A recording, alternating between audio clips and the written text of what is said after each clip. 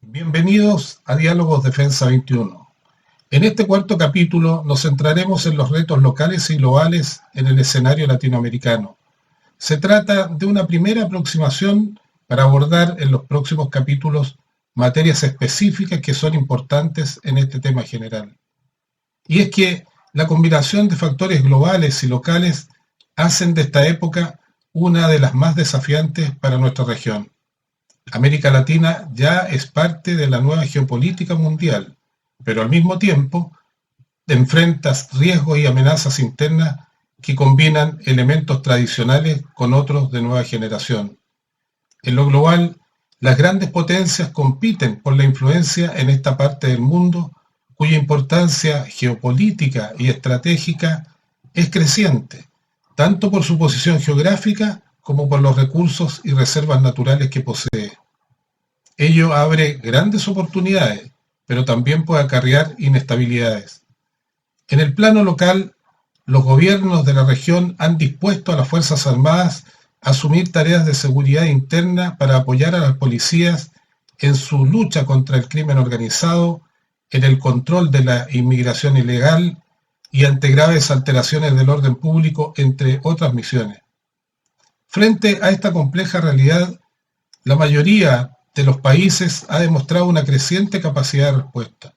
La cooperación intrarregional se ha intensificado frente a amenazas comunes y prácticamente todos los gobiernos han impulsado procesos de reforma institucional y de renovación de sus políticas públicas en materia social, de seguridad y también de defensa.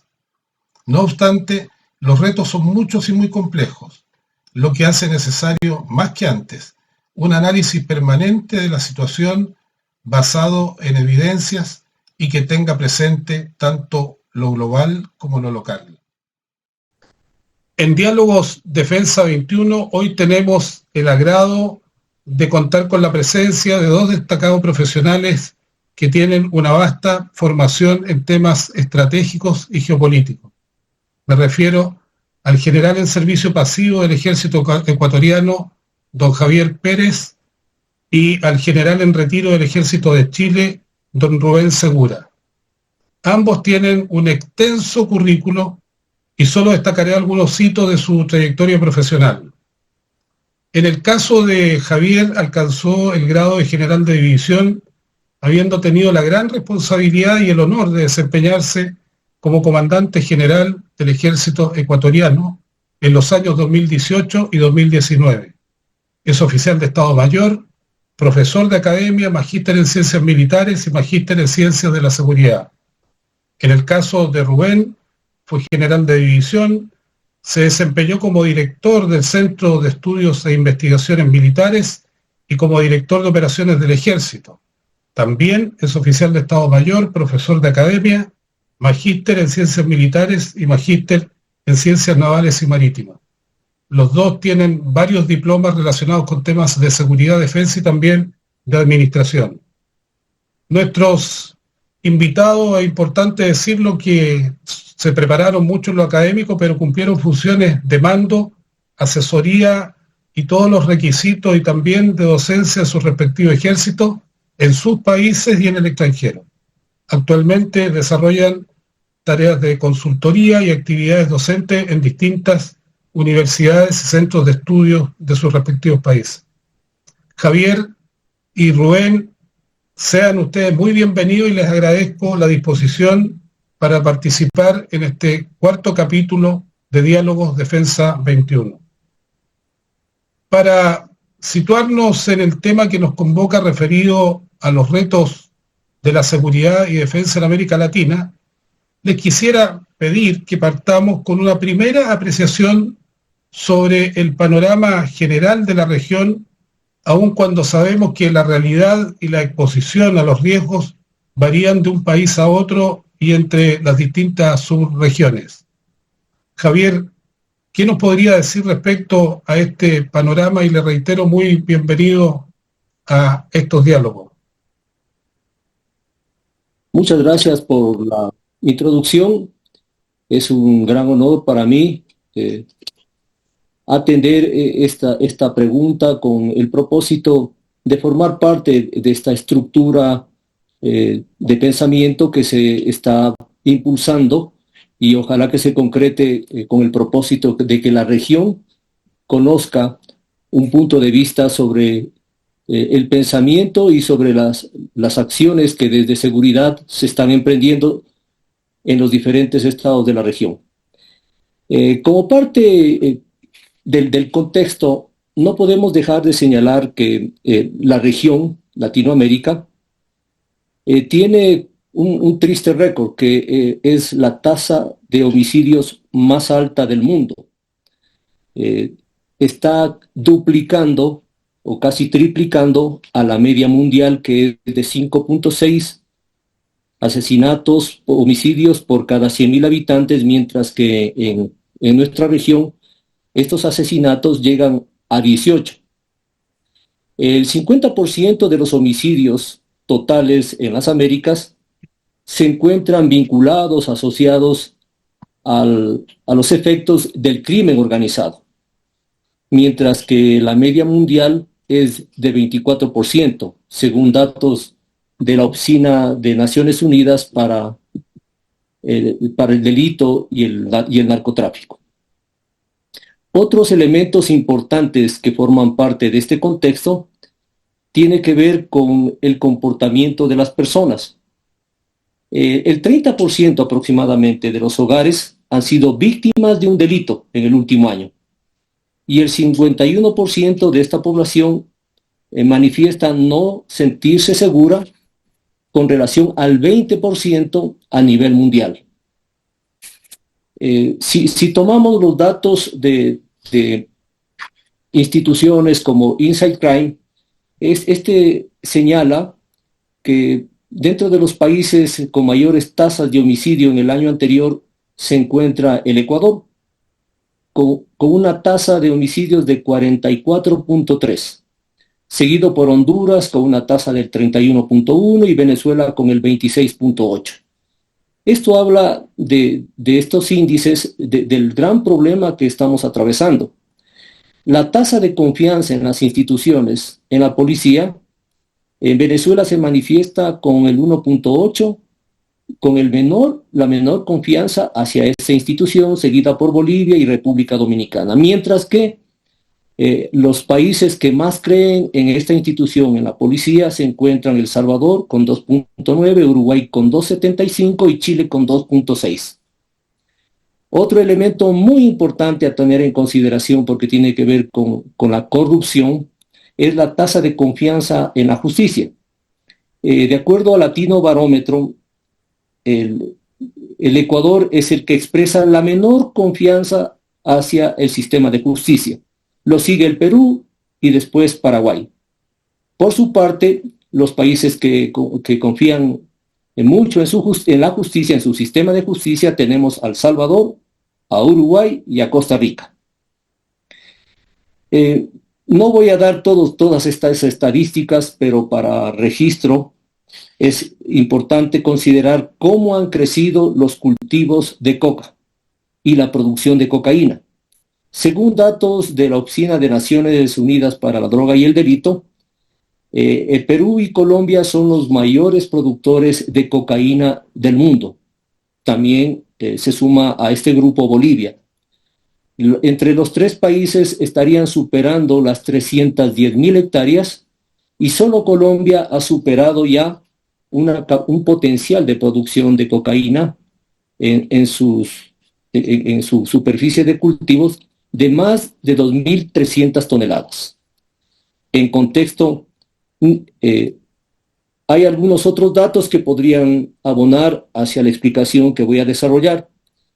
Parto indicando que ninguna época estuvo exenta de dificultades y vicisitudes en materia de seguridad y con ello de defensa. Pero en particular este periodo tiene una carga muy especial, especialmente por la influencia que ejerce la globalización y el libre acceso hacia los medios y adelantos tecnológicos. Esto ha significado de manera figurada, perdón, una suerte de achicamiento del mundo. Ya nada está tan lejos, ya nada puede sorprendernos. Hay una prevalencia, esto es algo positivo, de los derechos de las personas, pero dentro de esto también nos preocupan los problemas de movilidad humana cuando estos se producen de manera excesiva, incontrolada.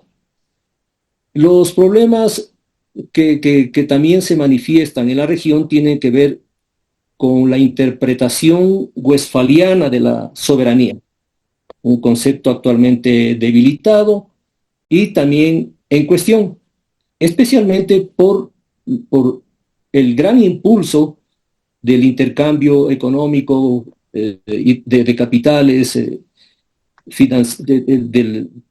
generados por la globalización. Esto nos ha llevado incluso a crear términos como lo local, que son la forma de expresar problemas locales, pero con efecto global. Nuestra región no se encuentra exenta de esto, y estas dificultades colocan a los estados en un problema de debilitamiento de las instituciones. Cada estado y cada región, en el caso de Latinoamérica, también tiene sus peculiaridades. Me voy a referir a Centroamérica. Así tenemos a México, que después del sexenio de Andrés Manuel López Obrador, entrega el gobierno a Claudia Sheinbaum con más de 200,000 muertos por la lucha contra el crimen organizado y el narcotráfico. Y más del 65% de la superficie del territorio mexicano con problemas de control por la presencia de carteles de la droga y del narcotráfico. Hay problemas muy complejos relacionados con la migración, con la violencia, especialmente esta protagonizada por carteles y estructuras del crimen organizado transnacional. La tasa de homicidios que se exhibe es 3 veces más alta que el promedio mundial. En cuanto a otros aspectos que tienen que ver con la seguridad y con la defensa, también tenemos que nuestra región tiene aproximadamente 2.6 millones de registros y de muestras de malware en cuanto a ataques cibernéticos.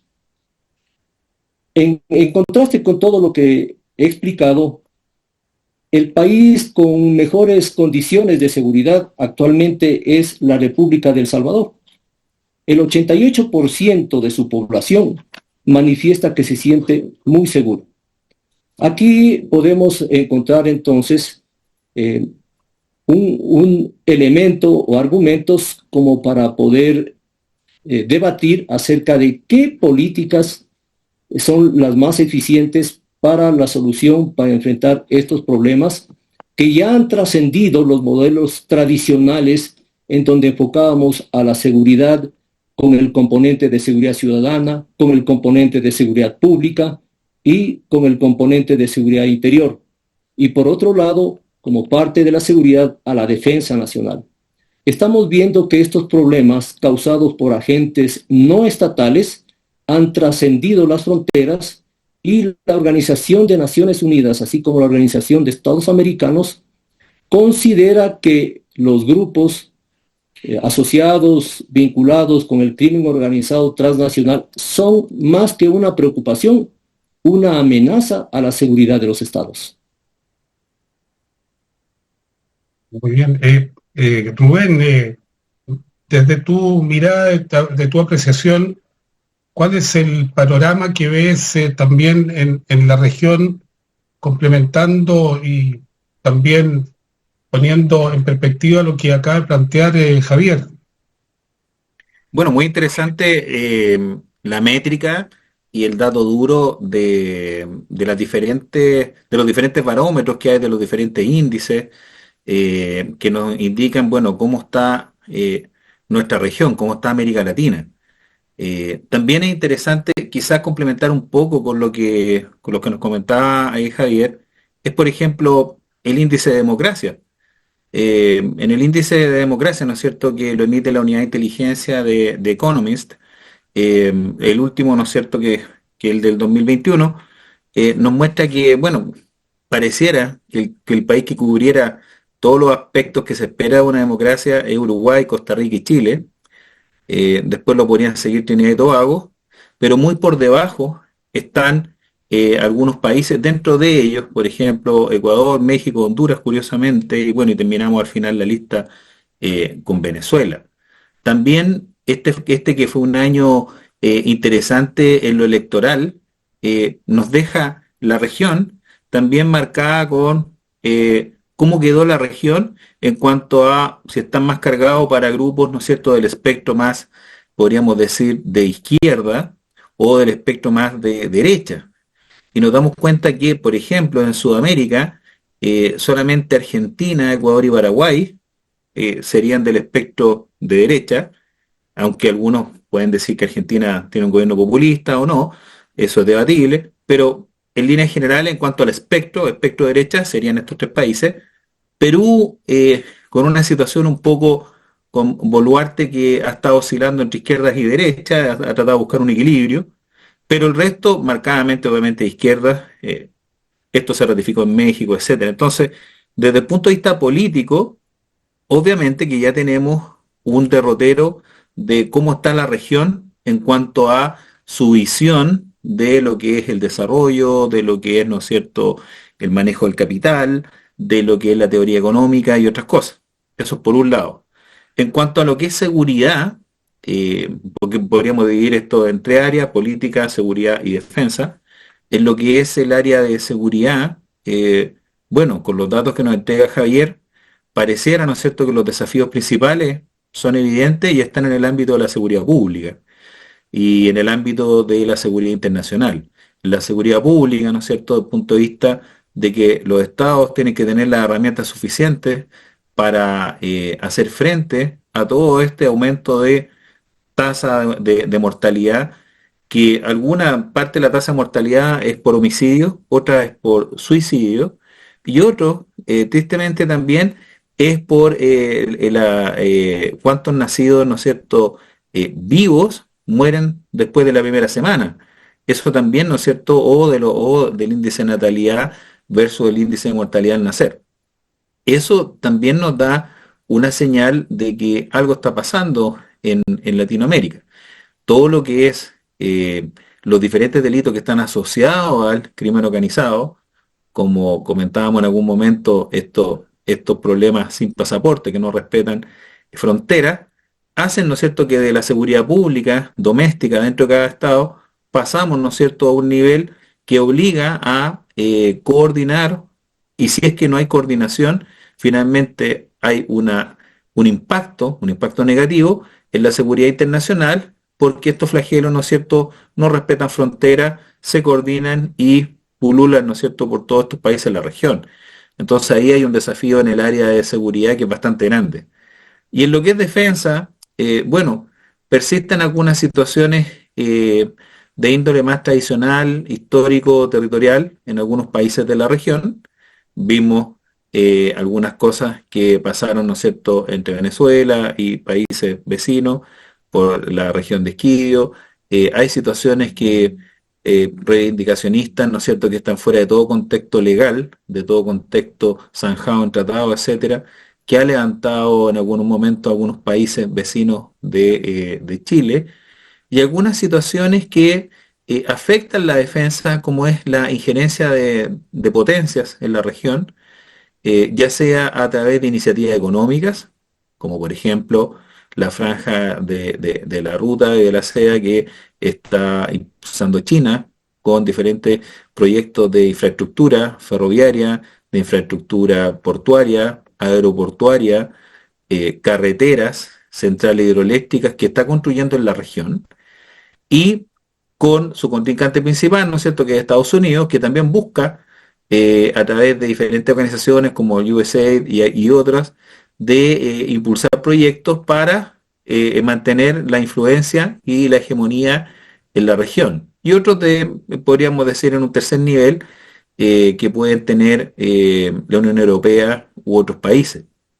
Entonces, esto se refleja tanto en infraestructura estratégica, en lugares estratégicos que lo convierten en sí en un problema geopolítico, como también en ventas de sistemas de armas, equipamiento, eh, a diferentes países y que eso los amarra logísticamente por un periodo superior a 20 años y evidentemente ahí hay sí un impacto y una influencia política importante, como por ejemplo ventas de aviones, ventas de submarinos, ventas de fragatas. Sabemos que hay países en la región que tuvieron en un momento viendo si es que iban a comprar aviones o chinos o de otro tipo y finalmente optaron por los americanos, como fue el caso de Argentina. Ahora Perú está en una condición de evaluar cuáles van a decidir y cuál es su proyecto, también en compra de blindados. Entonces podemos ver que tanto en el área política como en el área de seguridad y como en el área de defensa no hay o no se aprecia una coherencia como pudiéramos ver, por ejemplo, en otros grupos, como es la Unión Europea, donde sí se ve una organización, una estructura un poco más homogénea organizada políticamente, tanto en lo político como en lo militar, y organizado, ¿no es cierto?, en lo económico. En cambio, acá en la región podemos ver un poco que la carencia de eso y el desafío y la urgencia prioritaria sería, ¿no es cierto?, avanzar, indistinto si son gobiernos de espectro de izquierda o de derecha, avanzar en objetivos que sean un poquito más trascendentes, más estratégicos, más de largo aliento y que permitan que la región pueda enfrentar los desafíos que vienen a futuro, más allá de las presiones de los países hegemónicos actuales y tratar de remontar los puntos que tenemos, ¿no es cierto?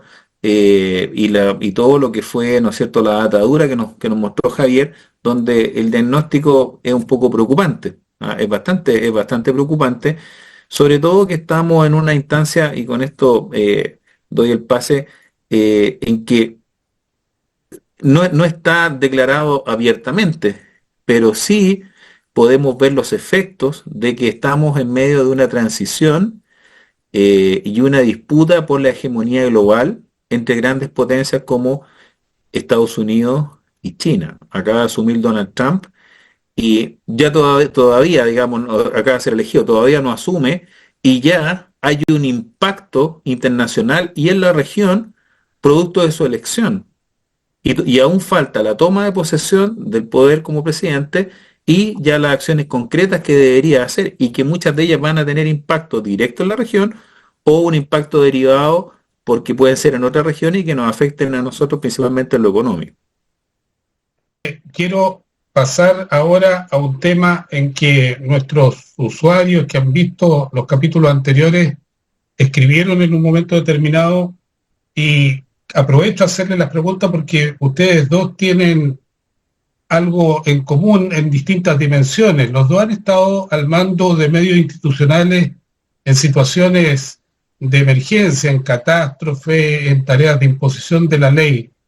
Y la pregunta es la siguiente: ¿cuáles son los desafíos que desde la perspectiva de la defensa y de la perspectiva militar ahora tiene en la conducción de los medios de las fuerzas militares, por una parte, y también cuáles son las complejidades, los problemas, a veces también las facilidades que se dan en la vinculación con el conjunto de agencias que operan en estas circunstancias? Por un lado, mirándolo estratégicamente, la conducción hacia las fuerzas militares y también tiene que ver con las otras agencias, pero también la complejidad no lo quiere llevar al terreno de las relaciones civiles militares, sino que en general con las agencias que participan en la solución de estas tipos de emergencia o en tareas de imposición de la ley. Partimos ahora con Javier. Uno de los principales problemas que tenemos en articular los esfuerzos del Estado y dentro de ellos los de defensa es alcanzar una comprensión homogénea del problema que se está enfrentando. Hablo desde lo particular, pero también se extiende esto a algunos países que tienen un comportamiento parecido. La rotación de las autoridades electas llega a un ritmo en donde no les permite cumplir con el tiempo para el cual fueron elegidas. Y al interior de los equipos de gobierno también se producen rotaciones que terminan colocando autoridades cuyo conocimiento sobre materia de seguridad es a veces demasiado limitado, o no han pasado, no han transitado por estas experiencias. Entonces, la curva de aprendizaje para ellos parte desde la visión que las instituciones pueden entregarle a esta autoridad. Con estos antecedentes, la primera cosa es alcanzar una comprensión homogénea del problema que se está enfrentando, y con eso, de una manera figurada, movilizar las conciencias para que todos aportemos en la solución del problema. He mencionado ya que las Fuerzas Armadas con mayor frecuencia son requeridas para aportar en la solución de problemas que son ajenas a su naturaleza, como la defensa nacional. Sin embargo, tampoco pueden estar de espaldas a problemas de dimensiones como las que se viven en Ecuador, como las que se viven en México y en Honduras. Las Fuerzas Armadas se ven en la obligación de aportar. El cuidado que hay que tener cuando las Fuerzas Armadas están actuando es garantizarles el marco legal adecuado para que queden perfectamente delimitadas sus atribuciones y puedan hacerlo con transparencia, y que después no existan consecuencias como las vividas en la década de los 70 y 80. Dicho esto, también es importante resaltar que si las Fuerzas Armadas están interviniendo en problemas de seguridad interior, es preciso que sea parte de una estrategia en donde la primera fase de contención sería el mayor aporte con presencia de Fuerzas Armadas, y posteriormente una respuesta a través de las instituciones creadas por los estados para atender estos problemas específicos, como son la inseguridad por presencia del crimen organizado, por presencia de mafias o grupos delincuenciales locales. El apoyo hacia otras instituciones como la Policía Nacional también requiere de legalidad y legitimidad. Me voy a permitir explicar esto partiendo de la experiencia en Ecuador, en donde con un referéndum, con una consulta popular, en donde hubo consulta y referéndum, el referéndum para modificar la Constitución, realizada el 21 de abril de este año, se consultó a la ciudadanía si están de acuerdo o no con que las Fuerzas Armadas proporcionen apoyo complementario a la Policía Nacional en la lucha contra el crimen organizado transnacional. Había la parte explicativa de cuál era el camino a recorrer para que esto ocurra. Mayoritariamente el Ecuador se pronunció por sí. Entonces esto ya deja de ser un tema en el que se discute si las Fuerzas Armadas participan o no, porque ya es un mandato. Y la segunda pregunta que se hizo fue si estarían de acuerdo con que en las inmediaciones de los centros de rehabilitación social haya presencia de Fuerzas Armadas para control de armas, de municiones y explosivos. Igual, la población se manifestó en total acuerdo. Esta experiencia también resulta ser en algunos casos un clamor. En el Perú, no sé si se me está escuchando. Sí, perfecto. Estamos claros.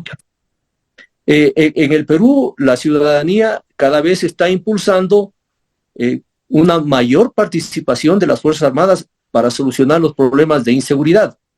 Colombia ya tiene un esquema, sin embargo, el actual mandatario ha hecho algunos cambios, y esto no deja de lado la participación de las Fuerzas Armadas.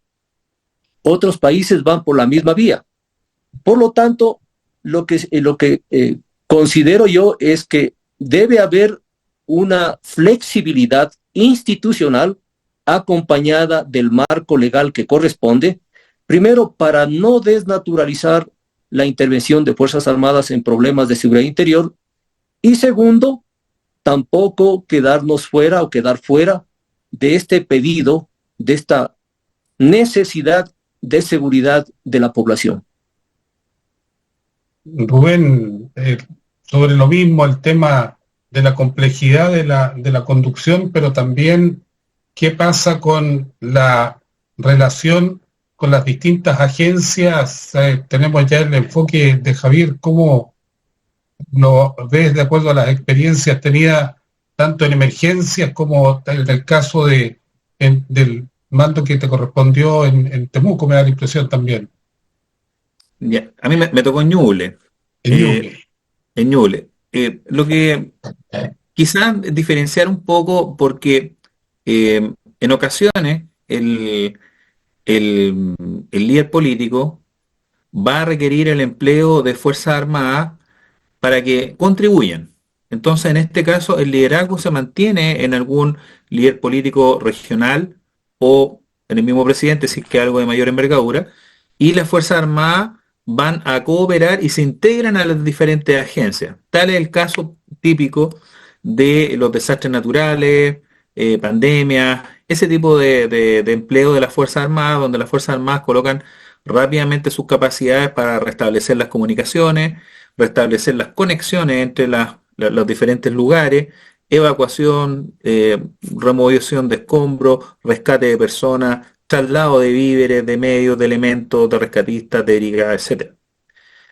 Y otra cosa es lo que es seguridad.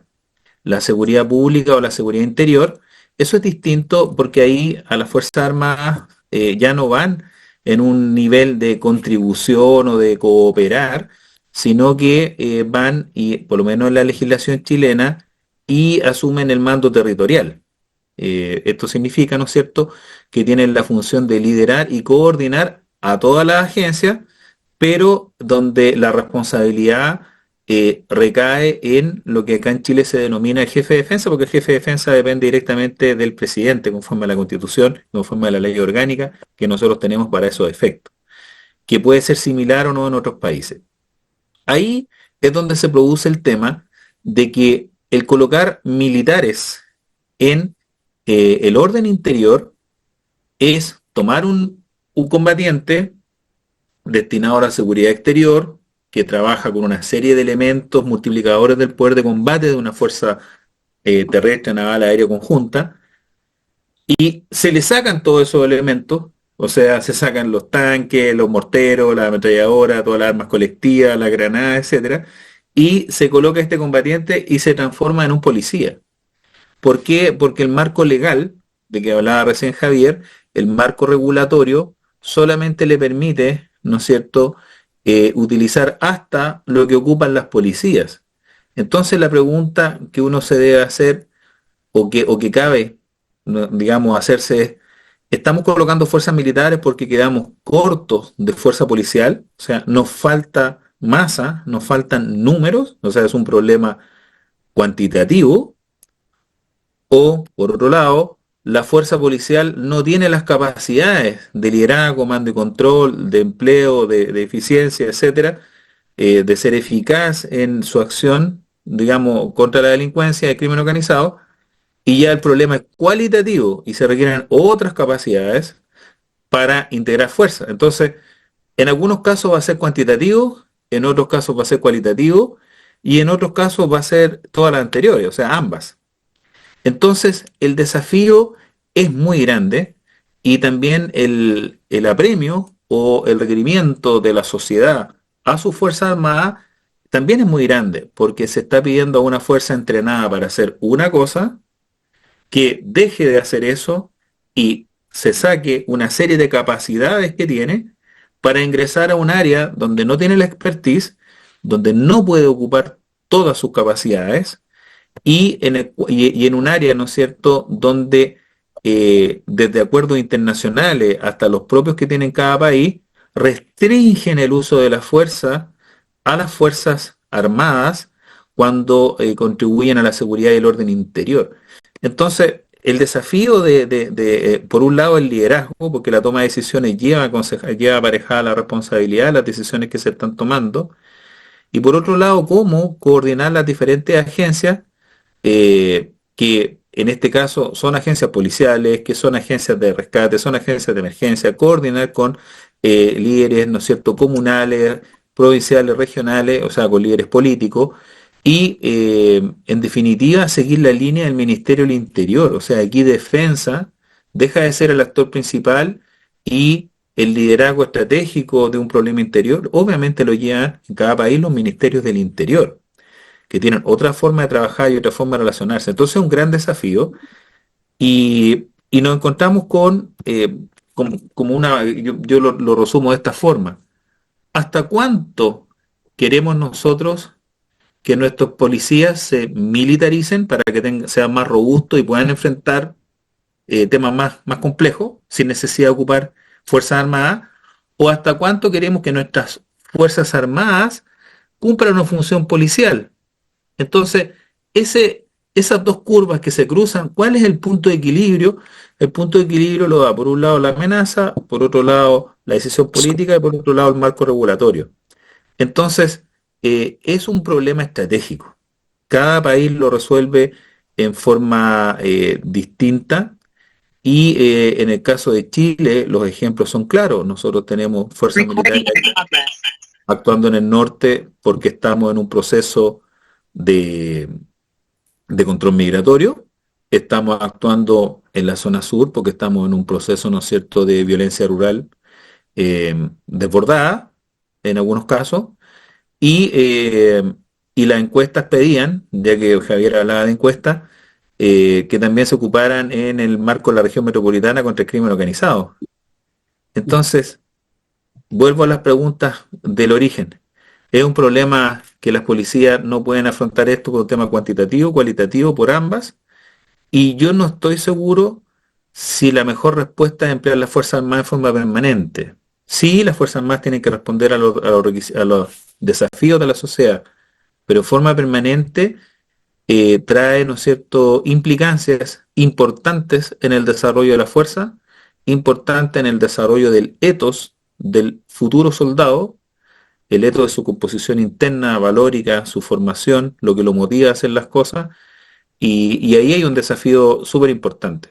Y en mi experiencia de lo que fue ser jefe de defensa en región, o que me tocó trabajar en puestos de mando en otras situaciones de orden interior, es la coordinación interagencial, es tratar de entender el problema, porque son tantas las variables que exigen tener equipos multidisciplinarios, exige tener excelentes sistemas de comunicación.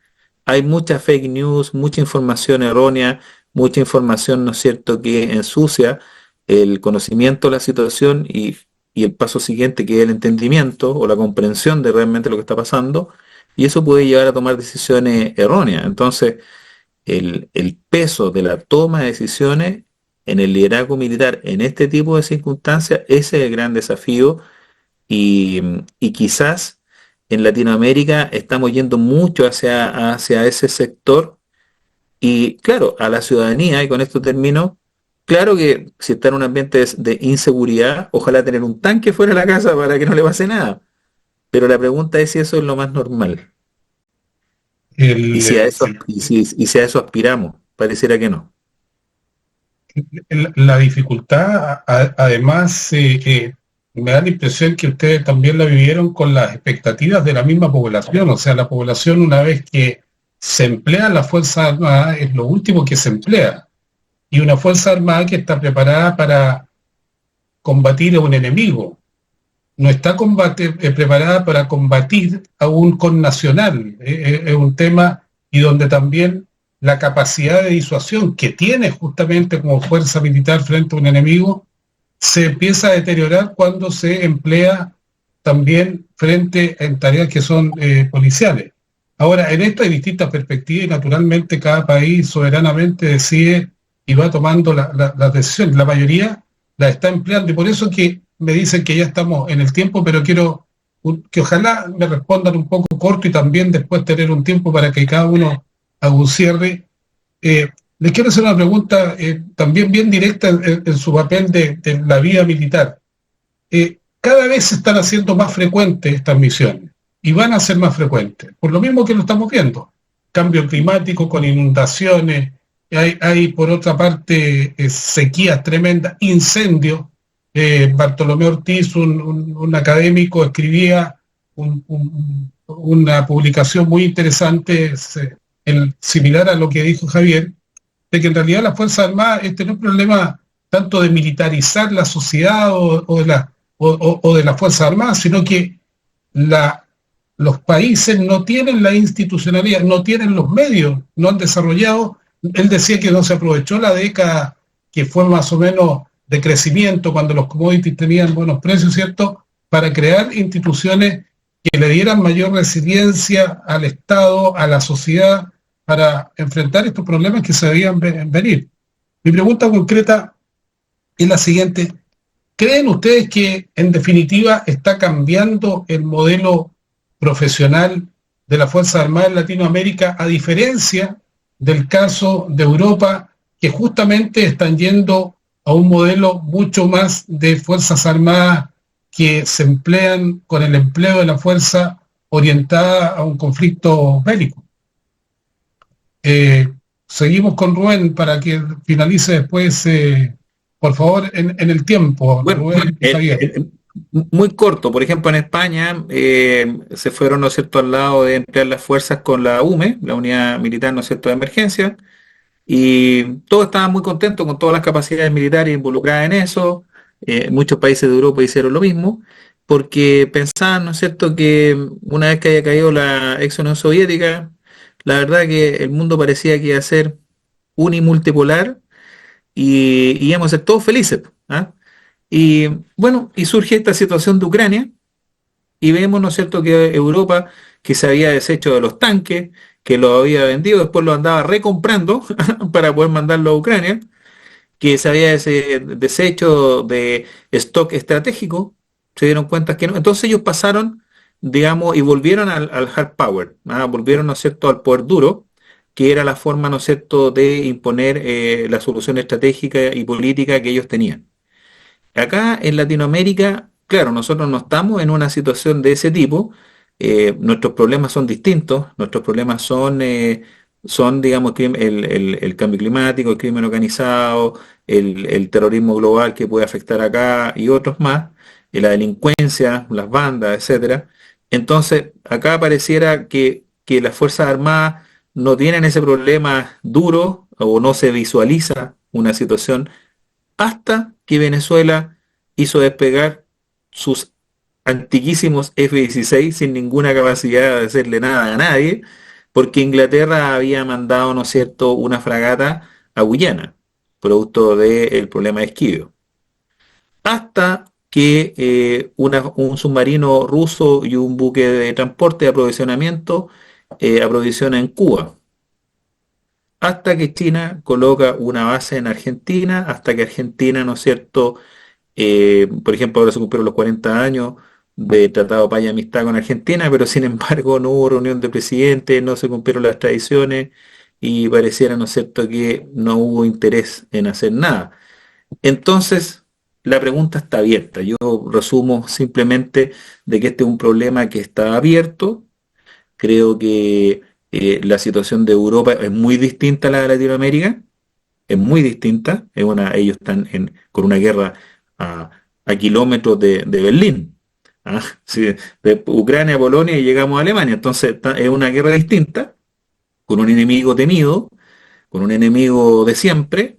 Es otra circunstancia. Y lo que está pasando en Latinoamérica, no tenemos ese desafío. Son otros, y eso no nos hace mirar estratégicamente más allá, que a lo mejor hay que desarrollar las capacidades que no tenemos y no las de defensa, emplearlas o todas, ¿m? O todas. Yo no digo que no, pero no digo, pero todas creo que es mucho, brevemente. Javier, por favor. Bueno, resumiendo eh, la respuesta, si es que estamos yendo hacia un cambio del modelo de Fuerzas Armadas, también quiero partir de los argumentos siguientes.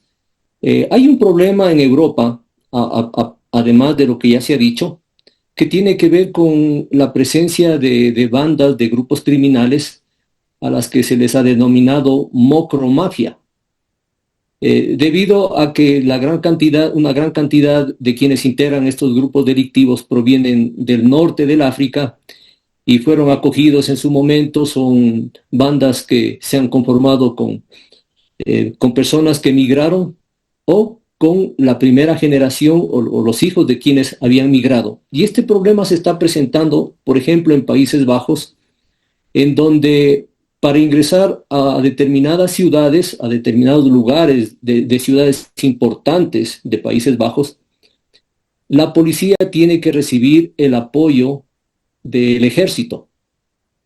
No para el empleo de las armas, pero sí un apoyo como de presencia disuasiva y con la logística que se requiere para que las operaciones de control del orden interno, de seguridad ciudadana, de seguridad pública, tengan el efecto que buscan.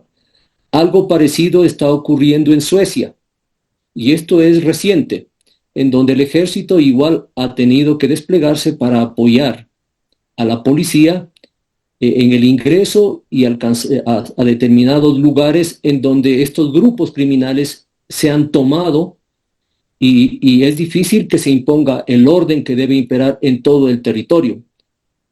Similar cosa ocurre en Bélgica y así en otros países. Es decir, además de la preocupación en cumplir con la misión tradicional y convencional de las Fuerzas Armadas, que son la defensa de la soberanía, de la integridad, preservar los intereses del Estado, me parece que también es inevitable que las Fuerzas Armadas vayan abriendo su espectro y flexibilizando su preparación, su estructura, su equipamiento, hacia la posibilidad de empleo en apoyo a las instituciones que tienen la responsabilidad de mantener la seguridad pública, la seguridad interior, por los casos que he mencionado y por lo que está ocurriendo en nuestra región.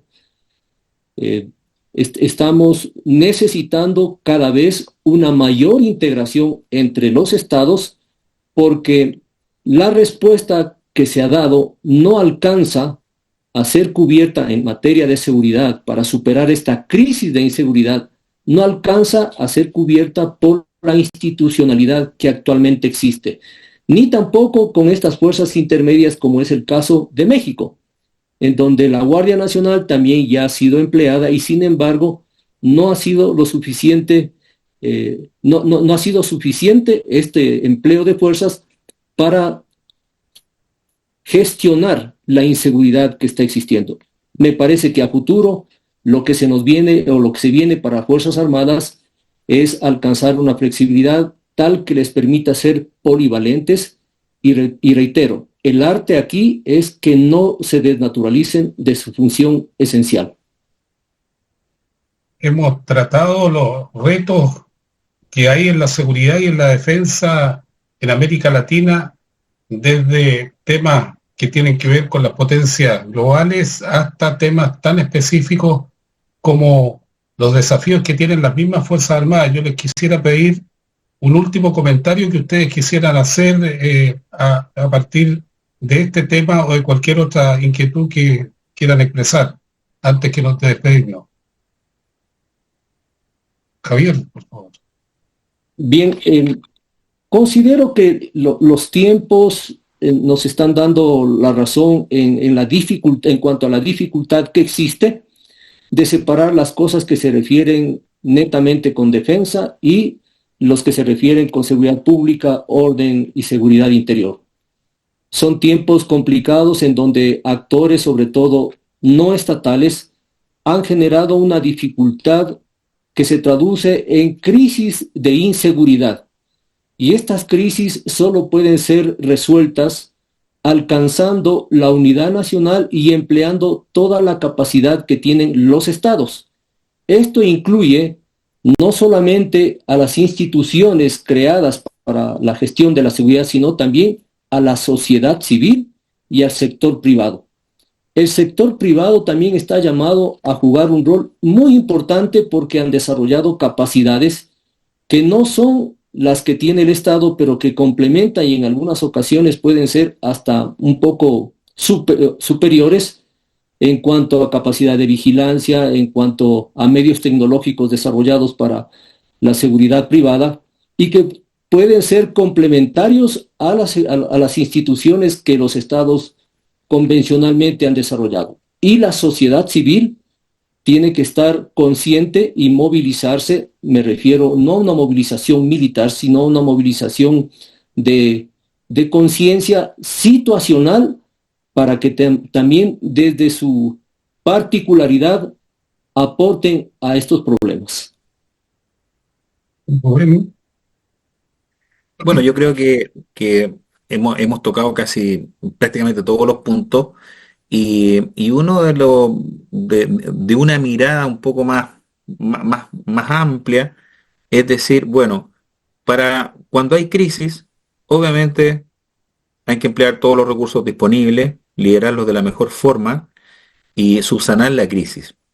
Pero la crisis no es la situación ideal o permanente, porque si no, no se podría avanzar hacia el desarrollo. Entonces, los países que no estén en crisis, que no estén con una situación desbordada, estimo que deberían ir por el fortalecimiento de sus instituciones judiciales, administrativas, policiales, policías uniformados, los que tengan, aquellos países que tengan esas capacidades y fortalecer a las instituciones a través de un buen marco regulatorio y un buen sistema de accountability para lograr la probidad y transparencia. Pero son casos distintos. Yo diferenciaría lo que es normalidad o estado, digamos, de mayor permanencia versus crisis. En las crisis, emplear todos los recursos; en los estados de normalidad, tratar, ¿no es cierto?, de que cada organismo esté en su función, porque si no, no tendría sentido, pienso yo, tener Fuerzas Armadas, sino que tendríamos una gran fuerza policial que haría de todo, y dentro de ellos tendría que proteger de una amenaza exterior cuando ocurra. muy bien, les agradezco mucho su participación. Realmente los temas han sido tratados en su amplitud más posible con el tiempo que disponemos, y creo que ha sido realmente un diálogo muy interesante con dos personas además muy destacadas con sus experiencias en dos realidades que son distintas, pero que además han vivido y conocen no solo la realidad de Latinoamérica, sino también de otros países con las experiencias profesionales que han tenido a través de sus carreras. Muchas gracias, Javier, muchas gracias, Rubén, y nos despedimos en esta oportunidad y terminamos así este cuarto capítulo de Diálogos Defensa 21. Gracias también. Gracias por la invitación. Hasta pronto. Adiós, Adiós, Javier. hasta pronto. Adiós.